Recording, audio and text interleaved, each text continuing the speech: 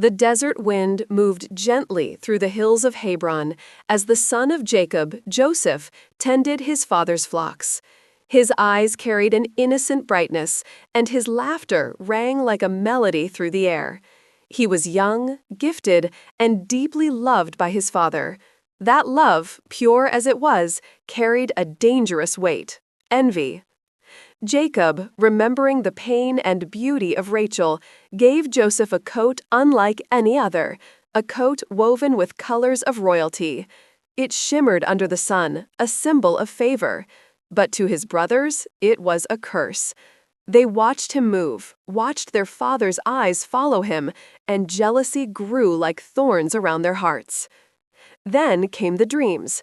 Joseph spoke them with childlike wonder, not knowing his words were fire to dry hearts. "I dreamed that my sheaf rose upright, and yours bowed to it." The laughter that followed was cruel. "Will you indeed rule over us?" they sneered. Another night, another dream. The sun, the moon, and 11 stars bowed before him. Even Jacob, though disturbed, pondered the meaning in silence. But Joseph did not know. Some dreams are too sacred to share too soon. Days later, Jacob sent Joseph to the fields of Dothan to find his brothers. They saw him from afar, that hated coat glinting over the sun. "Here comes the dreamer," Judah whispered. "Let's kill him and see what becomes of his dreams." Reuben, uneasy, convinced them not to spill blood. "Throw him into that pit," he said. "We'll leave him there." Joseph approached, smiling, unaware.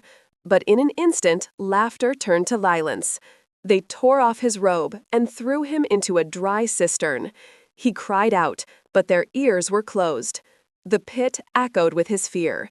Dust and darkness became his companions. Then came the merchants, a caravan bound for Egypt. Judah saw opportunity. "What gain is there in killing him? Let's sell him." Silver coins jingled, and the boy who once wore royal colors was sold like a common slave. As the caravan moved away, Joseph looked back one last time, toward the land that had turned its back on him. In Egypt, Joseph was sold to Potiphar, an officer of Pharaoh. He served with quiet excellence, his hands steady even when his heart bled. Everything he touched prospered. Potiphar noticed. "There's something about this Hebrew," he said. "Since he came, my house has flourished." But Potiphar's wife watched too. Her eyes lingered. She desired him. "Lie with me," she whispered day after day. Joseph's voice trembled but stood firm. "How can I do this great evil and sin against God?" One day she caught him by the garment. He fled. The robe tore. Innocence cost him his freedom. Potiphar, deceived by her lies, threw Joseph into prison. For the second time, Joseph lost his robe, but not his righteousness.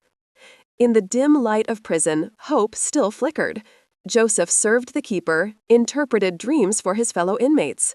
"Remember me," he told the cupbearer, "when you stand before Pharaoh." But time passed, and he was forgotten again. Then, one night, Pharaoh dreamed. 7 fat cows devoured by 7 thin ones, 7 healthy ears swallowed by 7 scorched. None could explain it, until the cupbearer remembered. There is a Hebrew in the dungeon who interprets dreams. Joseph was summoned, shaved, robed, and brought before Pharaoh. "Can you interpret this?" Pharaoh asked. Joseph bowed. "Not I, but God will give Pharaoh the answer." He spoke with calm conviction. 7 years of plenty, then 7 of famine. Let Pharaoh appoint a wise man to prepare. Pharaoh's eyes widened. Can we find such a man as this, in whom the Spirit of God dwells? And just like that, the forgotten prisoner became ruler of Egypt. The dreamer finally stood in the palace his visions had promised. Years later, famine swept across the earth. In Canaan, Jacob sent his sons to Egypt for grain. They came, unaware of who awaited them. Joseph watched them bow, his heart torn between justice and mercy. He tested them, studied them, and finally, when Benjamin stood before him, he could hold back no longer. He wept so loudly that the palace walls trembled. "I am Joseph. Does my father still live?" The brothers froze. Shame and fear flooded their faces. But Joseph stepped forward with trembling mercy. "Do not be afraid. You meant evil against me, but God meant it for good, to save many alive." He embraced them. He forgave them. Years of silence turned into sobs of reconciliation. When Jacob finally arrived in Egypt, Joseph ran to him, crying on his father's neck. Pain, exile, betrayal, all dissolved in that embrace. And when Jacob died, the brothers once again feared revenge. But Joseph, older and gentler, said, "Am I in the place of God? Fear not, I will nourish you and your children."